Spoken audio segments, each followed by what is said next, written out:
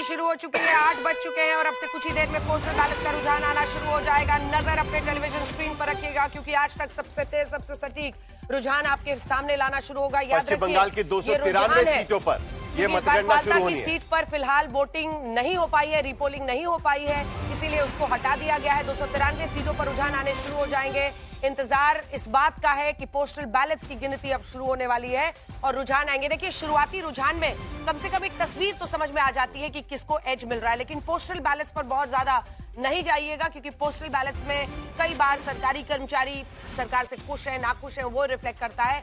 लेकिन वैसे ही आम जनता भी क्या सोच रही है, नहीं सोच रही है। माना जा रहा है कि 18-20 राउंड की काउंटिंग अगर हो रही है, जो जानकारी दी गई है बंगाल की ज्यादातर सीटों पर, अगर भवानीपुर में भी 20 राउंड की ही काउंटिंग हो रही है तो 12-1 बजे के आसपास तस्वीर बिल्कुल साफ होने की उम्मीद जताई जा रही है। यानी कुल इस बार पोस्टल बैलेट की गिनती लास्ट में होगी। एक नई खबर इस वक्त आ रही है क्योंकि आमतौर पर चुनाव आयोग ने फैसला किया था कि पोस्टल बैलेट की गिनती पहले करेंगे, लेकिन अब इस बार यह कहा गया है कि पोस्टल बैलेट की गिनती आखिर में की जाएगी। यानी ईवीएम के 18 या 20 राउंड पूरे होने के बाद फैसला डिक्लेयर करने के पहले पोस्टल बैलेट की गिनती की जाएगी।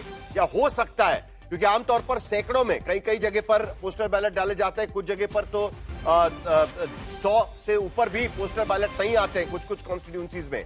लेकिन पोस्टल बैलेट की गिनती बाद में करने का फैसला इस वक्त किया गया है और अब थोड़ी ही देर में ईवीएम की ही गिनती शुरू हो जाएगी। यानी कुल मिलाकर ईवीएम के पर्दे में क्या छुपा हुआ है वो समझ में आएगा। अनुपम हमारे साथ जुड़े हुए हैं। अनुपम, भवानीपुर से हमारे साथ लगातार बने हुए 293 सीटें, 21 मई को दरअसल रीपोलिंग होनी है फाल्चा की सीट पर, इसीलिए 293। लेकिन वो एक सीट जो 293वां सीट है भवानीपुर का, जहां हॉट सीट बना हुआ है, वहां पर नजर क्या जानकारी वहां पर मिल रही है? क्या ये जो पोस्टल बैलेट्स है वो लास्ट में गिने जाएंगे?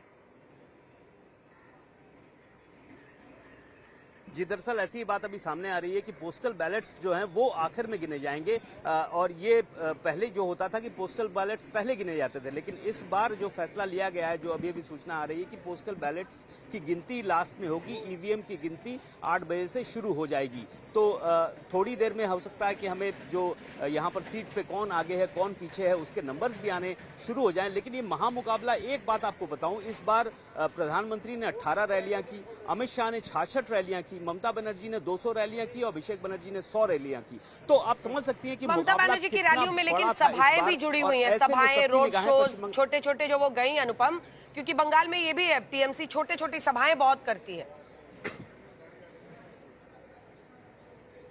जी बिल्कुल, ममता बनर्जी ने इससे पहले कहा भी था कि 294 सीटों पर आप मुझे ही अपना उम्मीदवार मानिए और इससे पहले 2021 में भी आपको याद होगा ममता बनर्जी ने यही बात कहकर चुनाव प्रचार शुरू किया था। इस बार भी उन्होंने यही कहा था। तो कोशिश की गई है ममता बनर्जी की ओर से कि लगभग 200 के आसपास जो असेंबली सीट्स हैं वहां पर उन्होंने चुनाव प्रचार किया है। बाकी ठीक है, मैं लौट रही हूँ। अमित भारद्वाज हमारे साथ जुड़े हुए हैं। अमित, वहां पर क्या चल रहा है और क्या जानकारी पहुंच रही है पोस्टल बैलेट्स को लेकर? अमित,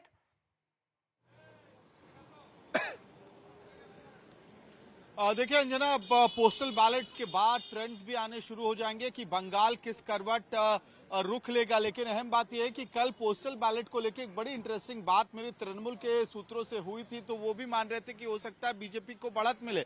तो अब जब पोस्टल बैलेट का ट्रेंड आना शुरू होगा तो टीएमसी के जो प्रवक्ता होंगे उनकी तरफ से क्या आर्गुमेंट होगा वो भी आपको संभवतः इस वक्त मैं ग्लिम्स दे रहा हूं।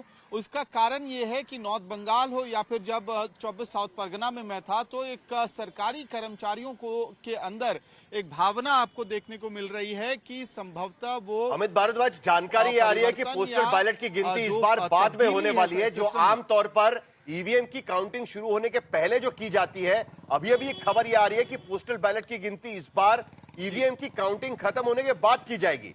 तो इस बार वो जो सीक्वेंस है वो बदल दिया गया है, वो पूरी तरीके से फ्लिप कर दिया गया है।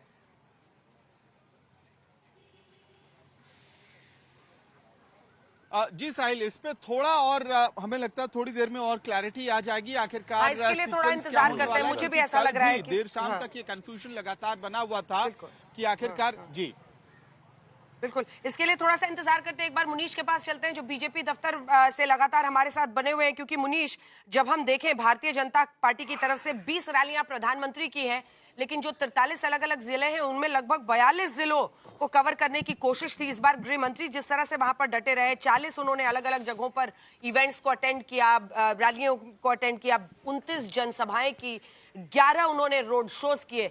और रोड शोज को लेकर बीजेपी बड़ी उत्साहित थी। सोनारपुर के रोड शो में तो हम लोग भी वहां पर मौजूद थे, मैंने वहीं पर उनका इंटरव्यू किया था जब रूपा गांगुली के लिए वो वहां पर ये कर रहे थे। तो गृह मंत्री अमित शाह ने इस बार सबसे लंबे वक्त वहां पर रहकर और पूरा एकदम बंगाल को जैसे एक एक सीट पर उन्होंने काम किया। बहुत कुछ स्टेक पर है बीजेपी के लिए।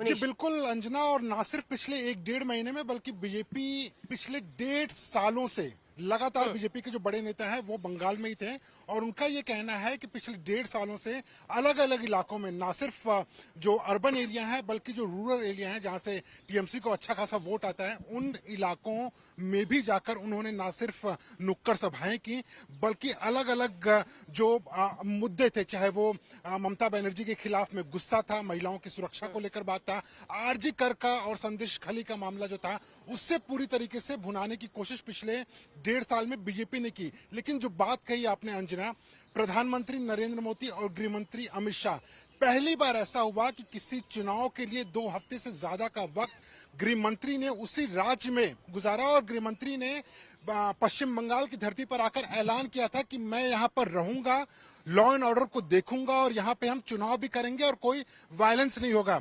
जब पहले फेज का इलेक्शन हुआ था अंजना 152 सीटों पर, पिछले साल 19 सीटों पर लगभग पिछली बार के इलेक्शन में लगभग 800 से ज्यादा वायलेंस खबर आ रही है।